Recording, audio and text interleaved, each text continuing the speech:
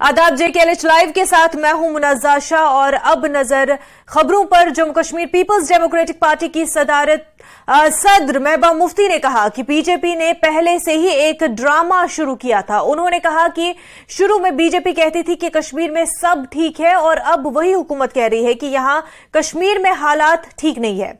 जितने भी तजुर्बात उन्होंने किए वो तमाम वादी में नाकाम साबित हुए। उन्होंने कहा कि बीजेपी वादी में नाकाम हो चुकी है और अब जम्मू के लोग भी सड़कों पर आ रहे हैं।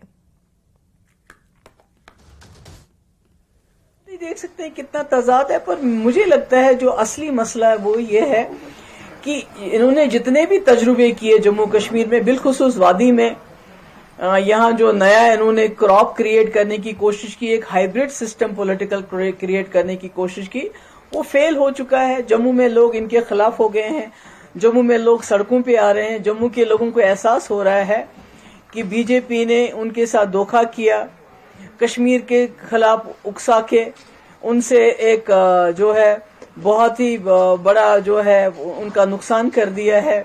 आपस में जम्मू कश्मीर को लड़ा है, हिंदू मुस्लिम को लड़ा रहे हैं। तो इसलिए मुझे लगता है कि बीजेपी को एहसास हो गया है कि जम्मू में इनका बिल्कुल जो है सफाया होने वाला है और कश्मीर में जो भी इन्होंने सिस्टम खड़े किए थे वो पार्टी चल नहीं रही हैं, लोग उनको कबूल करने के लिए तैयार नहीं हैं। तो इसलिए ये इलेक्शन डेफर कर रहे हैं, करेंगे भी नहीं करेंगे भी। मुझे तो ये भी लगता है कि अगर खुदा ना खास्ता पार्लियामेंट इलेक्शन में दोबारा बीजेपी आई तो पूरे जम्मू कश्मीर के ही नहीं पूरे मुल्क में ही शायद इलेक्शन का सिस्टम ही आगे चल के खत्म।